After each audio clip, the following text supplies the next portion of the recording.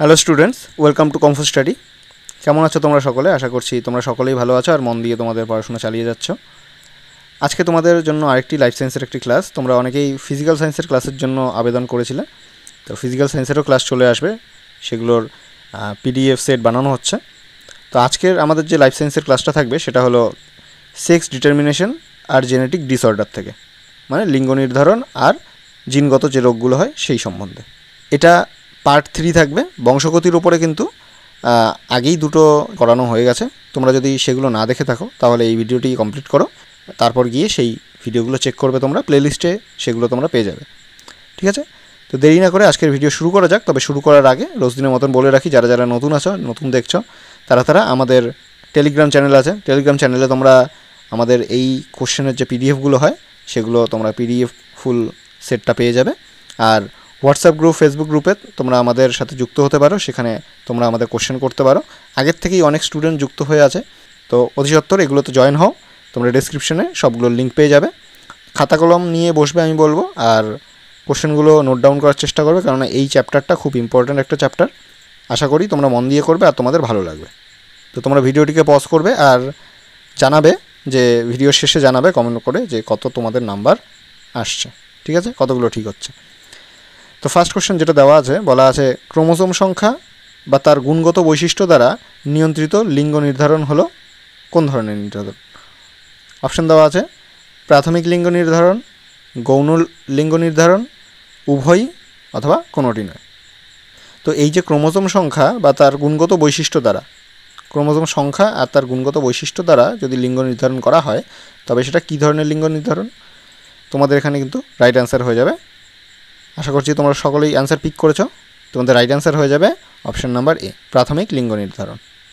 তোমরা কিন্তু অবশ্যই কোনটা ঠিক হচ্ছে তোমাদের এভাবে তোমরা দেখবে যে এই 25টি কোশ্চেনের 25টি কোশ্চেনই থাকবে এই সেটে আছে। এই 25টি কোশ্চেনের মধ্যে কতগুলো তোমাদের ঠিক হলো সেটা কিন্তু অবশ্যই তোমরা কমেন্ট বক্সে জানাবে, ঠিক আছে। নেক্সট কোশ্চেন যেটা আছে, মানুষের জনন মাতৃকোষে ক্রোমোসোমের সংখ্যা। মানুষের যে জনন মাতৃকোষ সেটাতে ক্রোমোসোমের সংখ্যা কতগুলি? দেখো, টোটাল ক্রোমোসোম নাম্বার কিন্তু এখানে চেয়েছে, ভাগ ভাগ করে কিন্তু বলেন, ঠিক আছে। তো অপশান দেওয়া আছে 46টি, 23টি, 22টি, 44টি। অপশান কিন্তু এই রকমই, এই কোশ্চেনটা যদি আসে অপশান কিন্তু এগুলোই আসবে, কারণ অনেকেই গণ্ডগোল করে জোড়া, ঠিক আছে, টি, এগুলোর মধ্যে গণ্ডগোল করে। দেখো, আমাদের যে মাতৃকোষের যে ক্রোমোসোম সংখ্যা সেটা কিন্তু 23 জোড়া বা 46টি। তোমাদের রাইট অ্যান্সার হয়ে যাবে অপশান নাম্বার এ, 46টি।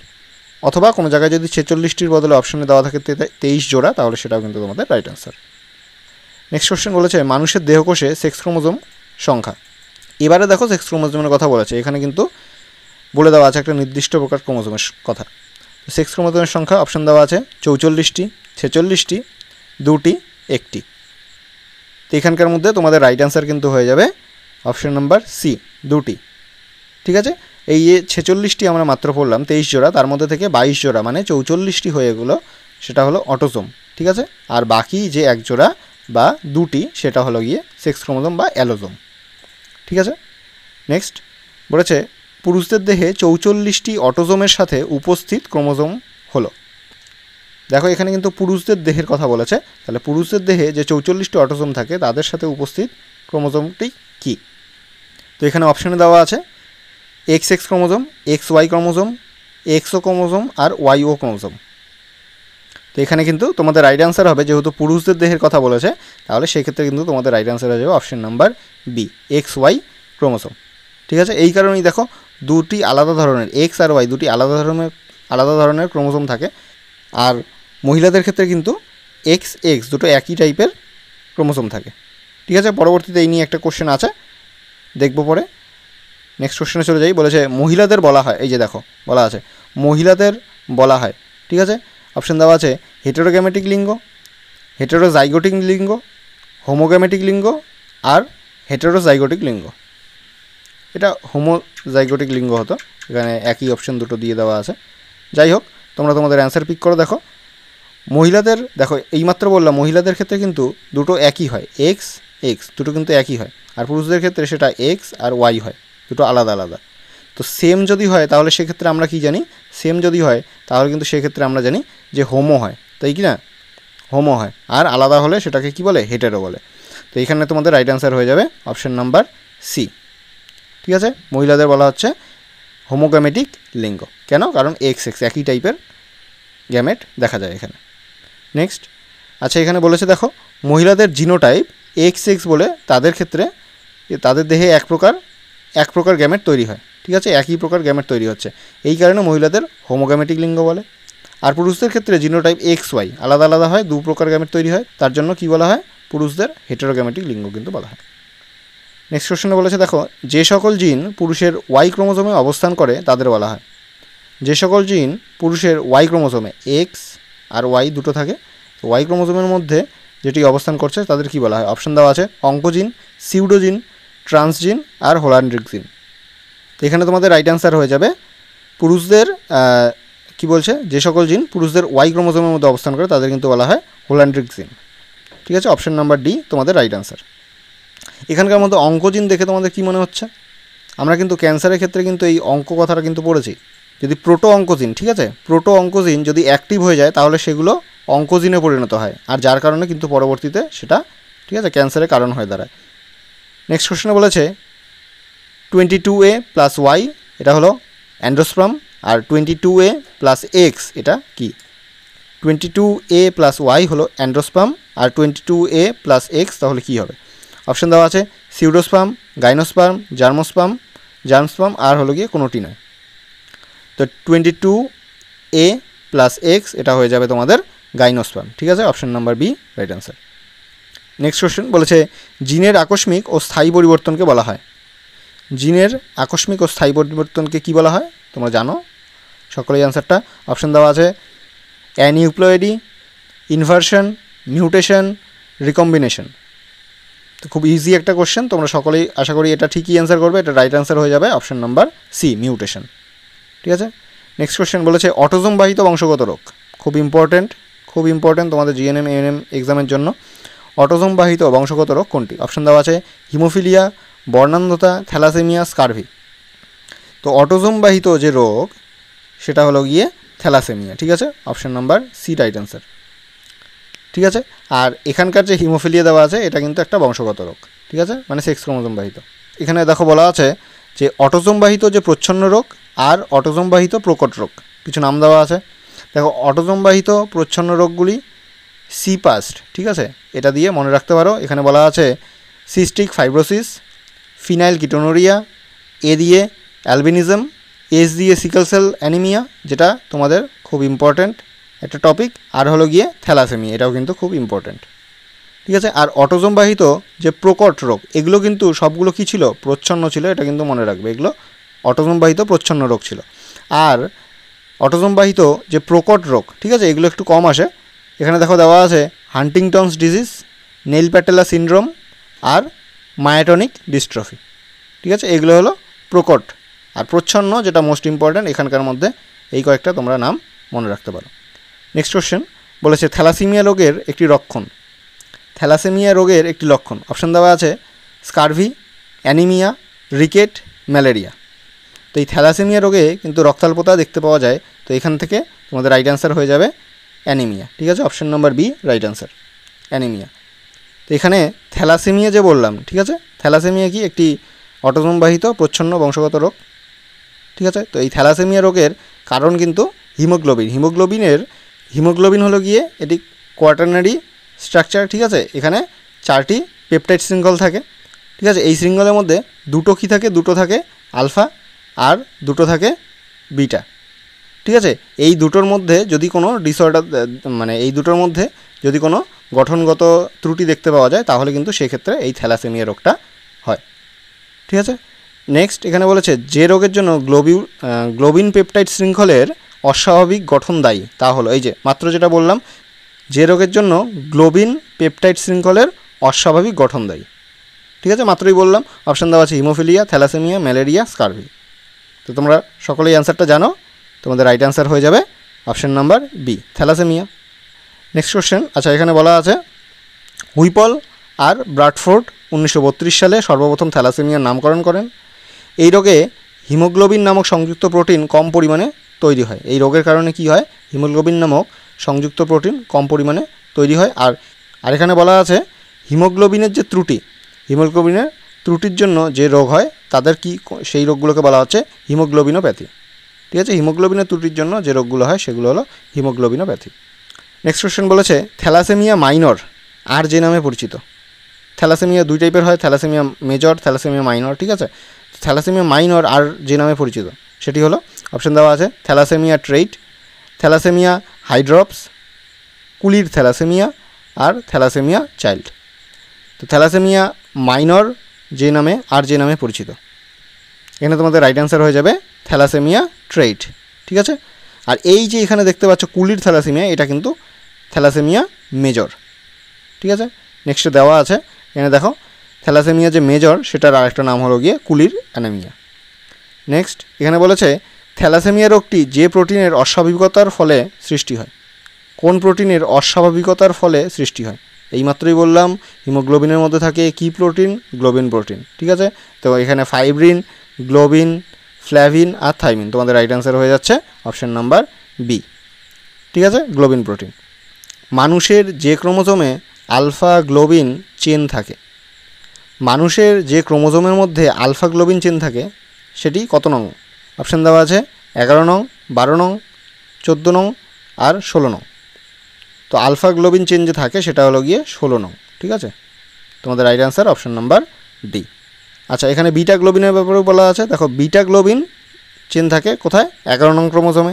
হিমোগ্লোবিনের আলফা শৃঙ্খল সম্পূর্ণরূপে গঠিত না হয় আলফা থ্যালাসেমিয়া হয়। তাহলে দুটো শৃঙ্খল হয় বলেছিলাম, একটা হলো আলফা আর এক টাইপ হলো গিয়ে বিটা। তো আলফা যে শৃঙ্খল আছে সেই শৃঙ্খলটার মধ্যে যদি কোনো প্রবলেম থাকে, সম্পূর্ণরূপে যদি গঠিত না হয় সেটা, তাহলে সেটা আলফা থ্যালাসেমিয়া। আর যদি বিটা যে শৃঙ্খলটা আছে সেই বিটা শৃঙ্খলের মধ্যে যদি সম্পূর্ণরূপে সেটা গঠিত না হয় তাহলে সেটা বিটা থ্যালাসেমিয়া। ঠিক আছে, নেক্সট বলেছে নিচের যেটি সেক্স ক্রোমোজোম বাহিত বংশগত রোগ নয়। দেখো নয় এখানে বলেছে, কিন্তু না সূচক কোশ্চেনগুলো কিন্তু মাঝে মধ্যে একটা দুটো থাকে ভুল করানোর জন্য। তো নিচের যেটি সেক্স ক্রোমোজোম বাহিত বংশগত রোগ নয়, তো কোনটি সেক্স ক্রোমোজোম বাহিত বংশগত রোগ নয়? এখানকার মধ্যে অ্যানিমিয়া, থ্যালাসেমিয়া এগুলো তো পড়লামই আমরা। কি পড়লাম? যেগুলো অটোজোম বাহিত, এগুলো সেক্স ক্রোমোজোম বাহিত নয়।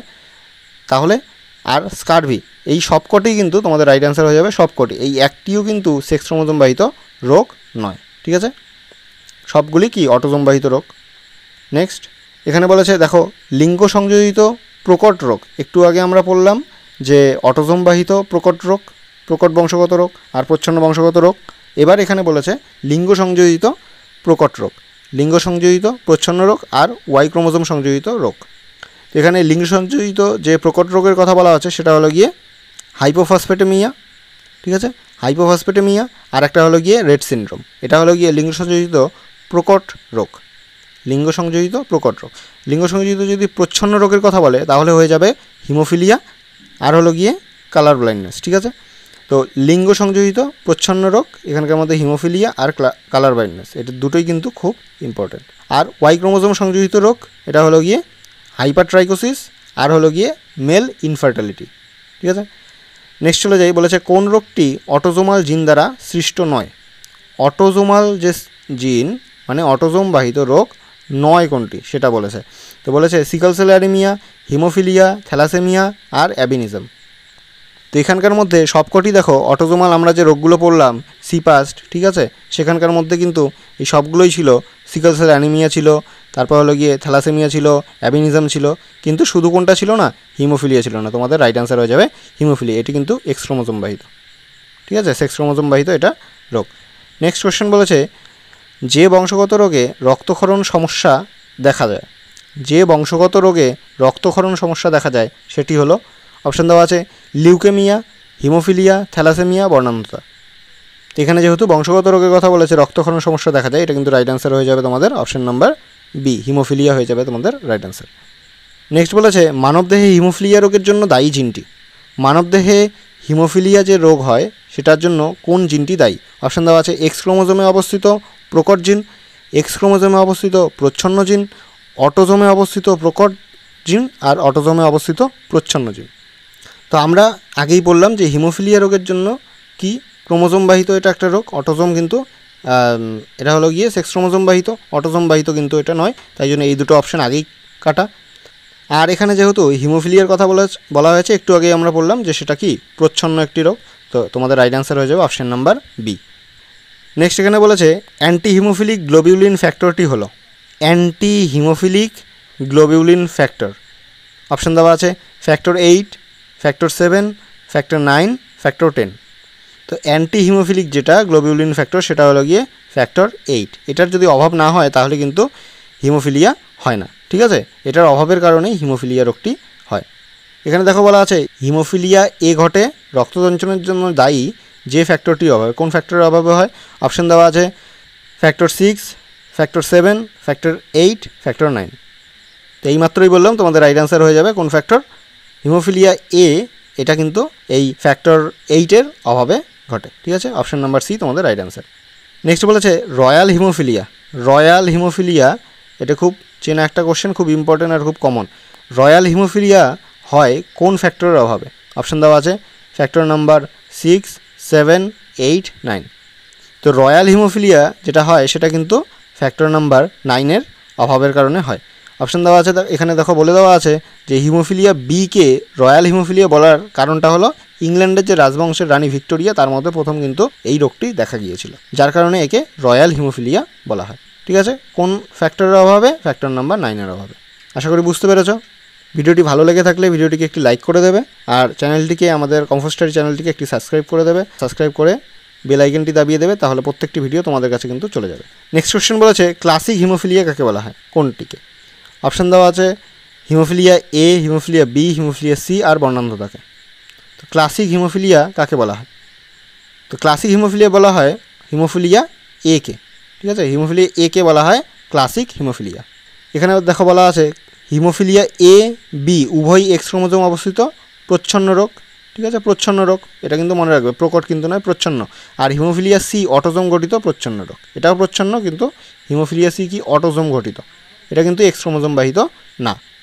নেক্সট বলেছে ক্রিসমাস রোগটি, এটাও কিন্তু তোমাদের প্রথমবার হয়তো, যেবার এএনএম জিএনএমে কোশ্চেন এসেছিলো সেবার হয়তো প্রথমবার এই কোশ্চেনটা এসেছিলো যে ক্রিসমাস রোগটি হলো, অপশান দেওয়া আছে haemophilia A, haemophilia B, haemophilia C আর রয়্যাল হিমোফিলিয়া।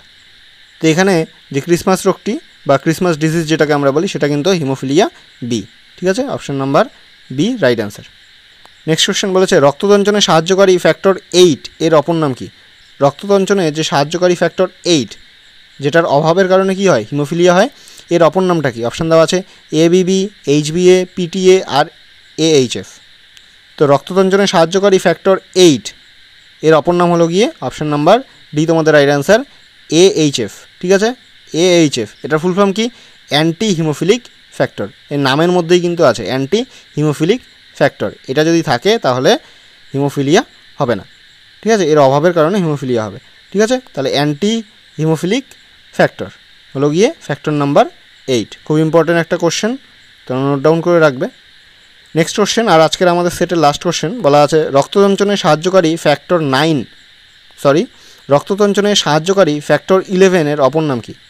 রক্ততঞ্চনে সাহায্যকারী ফ্যাক্টর 11 এর অপর নাম কি? অপশান দেওয়া আছে এএইচএফ, এইচবিএ, এইচবিবি, পিটিএ। তো রক্ততঞ্চনে সাহায্যকারী যে ফ্যাক্টর 11 আছে সেটার নাম হলো গিয়ে পিটিএ, ঠিক আছে? সেটার নাম হলো গিয়ে পিটিএ। অপশান নাম্বার ডি তোমাদের রাইট অ্যান্সার। পিটিএ যদি ফুল ফর্ম বলে তাহলে সেক্ষেত্রে কী হয়ে যাবে? সেক্ষেত্রে হয়ে যাবে প্লাজমা থ্রোম্বোপ্লাস্টিন অ্যান্টিসিডেন্ট, ঠিক আছে? প্লাজমা থ্রোম্বোপ্লাস্টিন অ্যান্টিসিডেন্ট, ঠিক আছে? প্লাজমা থ্রোম্বোপ্লাস্টিন অ্যাসিডিনেন্ট, এখান থেকে আসে পিটিএ, ঠিক আছে? এই হলো গিয়ে ফ্যাক্টর 11, রক্ততঞ্চনে সাহায্যকারী একটি ফ্যাক্টর 11 এর অপর নাম হলো গিয়ে পিটিএ। আর আগেরটা যেটা বললাম ফ্যাক্টর 8-এর, সেটা কী ছিল? সেটা ছিল হলো গিয়ে এএইচএফ, অ্যান্টি হিমোফিলিক ফ্যাক্টর, ঠিক আছে? তো আজকের এই ছিল 25টি গুরুত্বপূর্ণ কোশ্চেন। আশা করি তোমাদের ভিডিওটি ভালো লেগেছে। যদি ভালো লেগে থাকে ভিডিওটিকে একটি লাইক করবে। আবারও বলছি, আমাদের টেলিগ্রাম চ্যানেলে তোমরা জয়েন করো, সেখানে তোমরা এই কোশ্চেনগুলো পিডিএফ আকারে পেয়ে যাবে। হোয়াটসঅ্যাপ গ্রুপ, ফেসবুক গ্রুপে জয়েন করো, সেখানে আরও অনেক স্টুডেন্ট আগের থেকেই আছে। তোমরা তোমাদের পরবর্তীতে কী টাইপের ক্লাস চাও সেই বিষয়ে আমাদের জানাতে পারো। কোনো কোশ্চেন থাকলে সেটা জানাতে পারো, আমরা টিচার্সরা তোমাদের কোশ্চেন সলভ করে দেওয়ার চেষ্টা করব। আর আমাদের কমফোর্ট স্টাডি চ্যানেলটিকে সাবস্ক্রাইব করে দেবে। সাবস্ক্রাইব করার পাশাপাশি বেল আইকনটিকে দাবিয়ে দেবে, তাহলে প্রত্যেকটি ভিডিও যখনই আপলোড হবে তখনই তোমাদের কাছে কিন্তু নোটিফিকেশান চলে যাবে। তো ঠিক আছে, শেষ পর্যন্ত ভিডিওটি দেখার জন্য তোমাদের সবাইকে জানাই থ্যাংক ইউ। দেখা হচ্ছে পরের আবার একটি ভিডিওতে, ততদিনের জন্য বাই।